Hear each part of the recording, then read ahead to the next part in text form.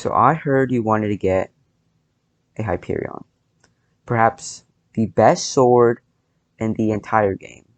You can do anything in the nether. You can kill all the mini bosses, you can kill all the mobs, the most endgame mobs in the game, and you can lava fish without any trouble whatsoever. You can beat every single dungeon floor instead of the earlier master mode floors, as well as being able to beat almost every single Slayer boss besides Wolf Slayer and Blaze Slayer, only using a Hyperion.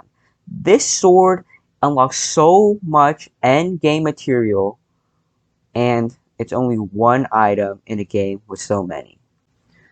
Before this video starts, I would like just to make a quick disclaimer that there's literally no way you're going to get this Hyperion in a day, a week, a month, without either no life in the game or just getting really lucky with RNG. This guide isn't about a one-shot deal and you're going to get a Hyperion really quickly. This guide's just about how you can take steps and improve your ways of actually getting to that final goal of a Hyperion. If you want to get it really quickly or by only doing one thing, go watch a different video. This video just isn't for you.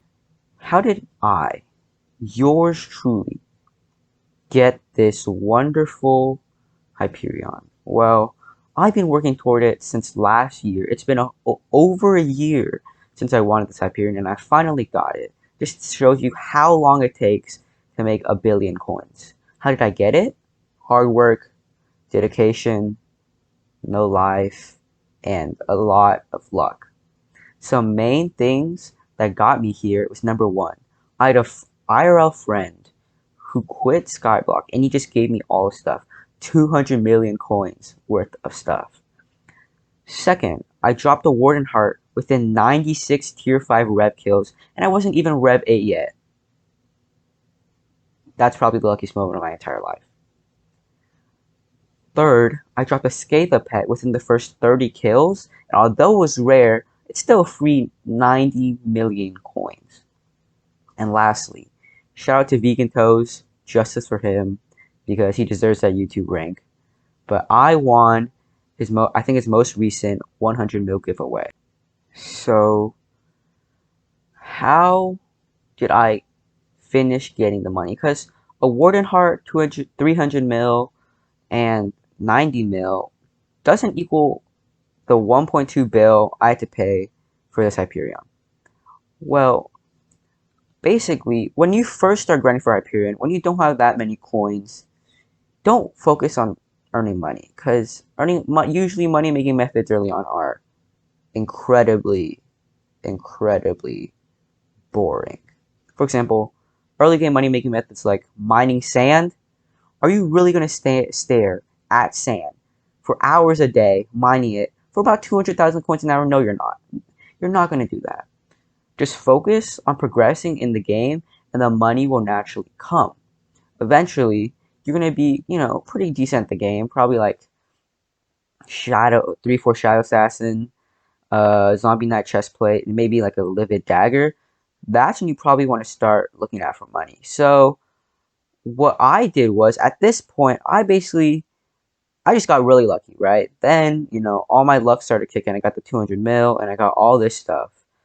But later on in the video, I'll be telling you how you can do it without any luck involved whatsoever. So, what I did was, after I got all this stuff, I spent my entire spring break staring at Hearthstone and mining it. I hated every single second of it, but why was I mining Hearthstone? Well, you see, my friends, there's something called powder. And for powder, you can upgrade all these different things. And what this does is it helps you mine glass blocks in the crystal hollows.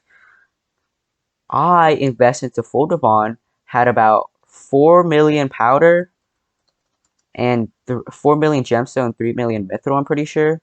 Yeah. And I just mined gemstone blocks until I had a Hyperion. Was it boring? Yes. Was it tedious? Yes. Did I hate every single step of the process? Yes. Which I don't want you making the same mistake. This is why I'm making this video. But at the end of the day, I have the Hyperion. The reason why I started mining was simply because I wanted to rush Hyperion, which is honestly a fatal mistake. I lost interest in this game, and I borderline quit so many times trying to mine gemstone for this stupid iron sword. Don't do that. For the love of God, don't sacrifice your fun, relaxation time to try and get an iron sword inside a game, inside a server, inside a block game owned by Microsoft. Don't do that. Try to have fun because that's what playing video games are about. Playing video games aren't about making pixelated coins to buy a pixelated sword. Playing video games is about having fun, and if you have fun, the journey to getting a Hyperion and having even more fun and unlocking even more content in this game will be a lot easier. So, what money making methods can you do to get your Hyperion? Well, I'ma just assume you're probably in like 3-4 Shadow Assassin with a Baby Yeti, a Livid Dagger, and a Juju Shortbow, right? Because I'm not gonna make a full in-depth guide about how you can progress in early game until you get this stuff. That's just not happening. This video would be way too long, and I need viewer retention. I need to make this video relatively short. So, first things first, do dungeons, right? Dungeons are probably the best early game money making method. With a little bit of luck involved, you can do floor 5 and floor 6. Floor 5 and floor 6, you can drop a Shadow Assassin chestplate, or you could drop a giant sword, both with incredible profit margins. Although both are really rare, those are just an extra benefit to doing dungeons. Finally, when you reach Kata 24, go and get a carry. I got my carry for free because I got really lucky and I found this Twitch channel that's giving out carries for free. It's called E-Boy Gaming with 2 O's in the boy. Go check them out. Um, but I don't think they stream anymore.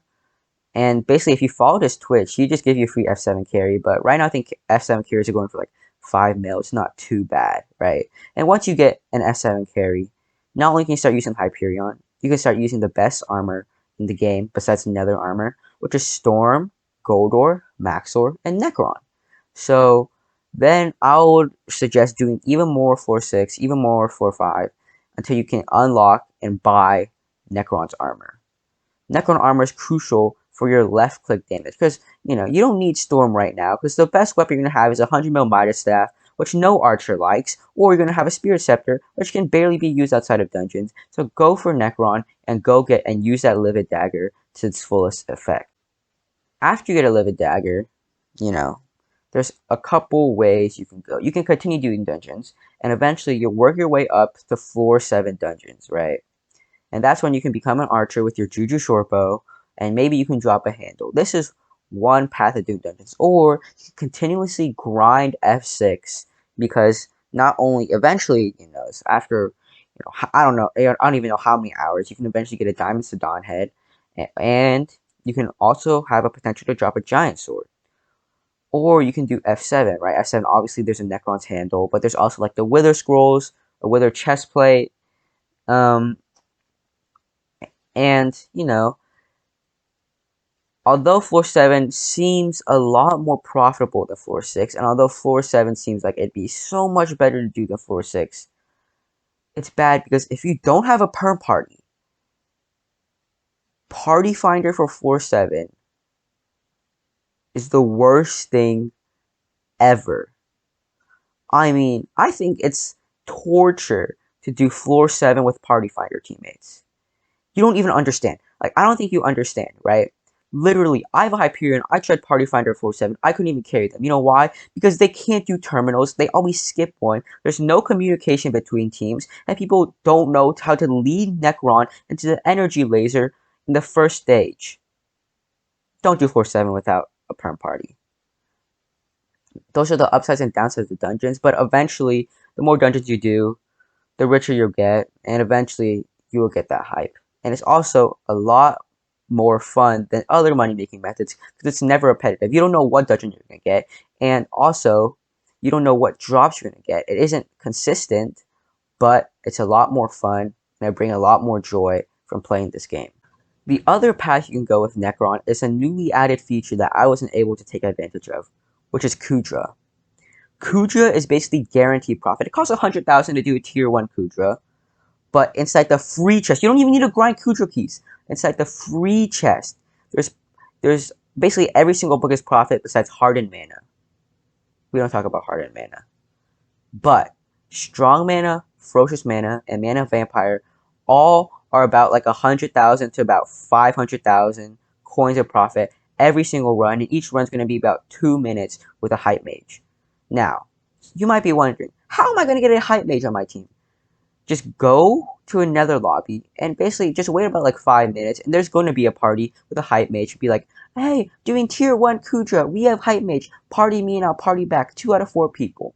And just join that party and do as much as possible until the Hype Mage leaves. You can get, I think you can get around like 8 mil an hour with Kudra keys, 8 to 15 mil an hour with Kudra keys. There's also a chance to drop Fatal Tempo. And it's about like 1 in 2,000, I think, but it's worth way too much. It's worth 200 mil. It's literally worth 200 mil. I've only done less than 100 Kudra runs, right? And one of my friends dropped a Fatal Tempo book in like my 5th ever run. It was crazy. Like, I didn't even know the like severity behind it and like how big it was. He sold it for 200 million coins. It was absolutely crazy. Kudra is so profitable. Get in on it now, and it's so easy to find a Hype Mage to do it as well, because Hype Mages also want money. The final money-making method with using Necron is Slayers. Now, you have to get really lucky here. But Slayers can be incredibly profitable. For example, Res, right? I dropped a Warden Heart, and you can drop a Warden Heart too. There's also the Scythe Blade and the Shard of the Shredded. You can drop so many things with Revs, but it also costs a lot of money. And the chances of you dropping a Beheaded Horror or a Snake Rune are a lot higher. But it's a risk you have to be willing to take if you want to do Slayers. Another thing you can do with Slayers is Wolf Slayers. Because Wolf Slayers can drop something called an Overflux Capacitator. Now, an Overflux Capacitator sells for 57 million coins. 57 million coins. And I found generally, Wolf Slayer, without any RNG drops, loses you the least amount of money because it drops hamster wheels, and also the wolf teeth sell for way more than other Slayer drops. But you might be wondering, what about Spider Slayer? Don't do Spider Slayer. The most expensive drop from Spider Slayer is a Tarantula Talisman. It's like 2 million coins. You're going to lose money with Spider Slayer. Don't do Spider Slayer, for the love of God. But now we're going to go on to the newer Slayers. E-Man Slayer and Blaze Slayer. First things first, E-Man Slayer, right? You eventually can get to E-Man 4 with Necron and a Necromancer sword with super tank zombies, right? And then you can get Final Destination armor. Final Destination armor, after the buff, is so good for Enderman Slayer. And eventually, you're going to get your combat up with Enderman Slayer. Your Final Destination is going to get stronger because you're going to get more defense at killing so many Endermen. And if you max out your Final Destination, get like a decent sword, like a decent Enderman Slayer sword, and it's going to take a lot of investment, but Enderman Slayer is guaranteed to make you money because it's so hard to do. Eventually, you're going to be able to afford an Atom, I think it's an Atom Split? I'm not sure. Yeah, an Atom Split Katana, which is the best Enderman Slayer sword in the game. And then you can be able to kill tier 4 Void Glooms. It's a lot more complicated than that, but that's just a general rundown, because Final Destination is just so freaking good against Void Glooms. And Void Glooms, guess what you can drop? You can drop Void Conqueror skins, which don't go for too much. You can drop a bunch of talismans, which also don't go for too much, but you can also drop Enderman Slayer 7, and you can drop the coveted Judgment Core to craft the Terminator, and it's worth a lot of money. And at the end of the day, even without too many RNG drops, Enderman Slayer is just worth so much money, and eventually you are going to get the Hyperion. You do not need Hyperion as a healing weapon to do Enderman Slayer. Also, once you get the Hyperion, you can do Enderman Slayer easily by transferring all your Enderman Slayer gear to Necrotic and putting Wisdom 5 on your Final Destination armor, and you can RCM RCM Enderman Slayer. Just take a look at Refraction's video about making this makes tier 4 Vorglooms too easy, I think, and he gives you like a really in-depth explanation, and he kills him in like 40 seconds without any problems. But keep in mind, Refraction's like kinda 50, so yeah. But it should be like, if you like get your stats up a little, then it should be relatively easy to kill a tier 4 Void Gloom with a Hyperion once you get it. Now, Blaze Slayer. So, I actually would say don't do Blaze Slayer, right? Blaze Slayer right now is probably the hardest Slayer, and you basically need a Hyperion for healing, and all the weapons are currently really overpriced because it's still a relatively new update. So, don't do Blaze Slayer right now. It's probably too hard, and yeah. So, those are the ways you can get a Hyperion through Slayers. The ones I recommend the most are probably Revs, Sven, and Void Gloom, but if I had to choose one, I'd probably choose Void Gloom because it's probably the most consistent. This last way I'm gonna be telling you about how to get a Hyperion is the way I took mining. So for mining, what you need to do is you have to get grind powder first, right? So go to your heart of the mountain and get mole and get great explorer. These like greatly increase your chances to find treasure chests, which is probably the best way to get powder in the game right now. Why is powder important, you might ask? Well, look at my heart of the mountain again, right? Mining fortune and mining speed. There's like 2 of each, and these both just give so much extra money that you need it. And pros would say you need to get 4 million gemstone and 4 million mithril to start mining. I would say no. As somebody who mined for like a good bit, you only need 3 million and 4 million, right? Because the only real upgrades you need for mining gemstones are mining fortune and mining speed 2, mining fortune 2, and professional, which gives you mining speed on gemstones, and fortunate. These pros can be like, well, actually, no, because you need seasoned mineman for your mining experience. No, you don't. You do not need seasoned mining for your mining experience. You do not need a max out professional. You do not need the extra like 1,000 mining speed. You're still going to be making so much money, and it's going to save you so much pain from powder grinding. Get 3 million mithril and 3 million gemstone. I would even say 3 million mithril and 3 million gemstone is like an entry, and then 3 million, 4 million is probably where like you start making around like 15 million from ruby mining with a bow, and max the bond, obviously. So I had a bow pet with quick claw. I had fully chambered perfect divine, and I had a 655 with the amber polished drill engine, right, and a yellow sunny side. So this made me about 20 million coins if I actually concentrated, but my attention span's too short, so I didn't, and I didn't really max out, so I just spent like a lot more hours mining than I actually needed to. Yeah, but just mine gemstones, I guess. DKMCC has cords for ruby mining, and just go buy Scatha and go to the Mines of Devon if you want to do jade mining. I would say do ruby mining because it gives more money than jade, but unless you're like super max and like a billionaire. But at that point you already have Hyperion, so yeah, go ruby mining. DKMCC in his description for like his complete gemstone mining guide has like a really good like gemstone cords, and yeah, but it's also really full sometimes. There's going to be griefers there, so be aware of that. But ruby mining is probably the way. If you want to Hyperion fast, do gemstone mining. Gives like 20 million an hour if you have like a setup worth like a decent amount of coins. And if like just a regular setup with like fully chambered, fully maxed Devon, a gemstone gauntlet with perfects inside of it, and a bow pet with no quick claw, that's less than I think it's around like 600 million. You can still make like 15 million an hour. It's really good for money. It's just incredibly, incredibly tedious and really, really boring compared to all the other money making methods I've shown today. So now with all like the main money making methods out of the way, like the money making methods you're going to use the most to get all your money, I'm going to be giving you like a couple tips and tricks I learned to save me a little bit of pain from all this grinding. So first things first, right? Look in your pets menu. Do you see any pets you don't need? For example, you might need this pet, right? You might need this level 69 Jerry with the handsome Jerry skin. But do you really need this elephant pet? Are you really going to be farming Nether Wart now? No, you're not. Sell all your not like all the pets that you don't need. For example, I sold my wither skeleton and my tiger pet because I didn't need to do left click damage anymore once I got a Hyperion, right?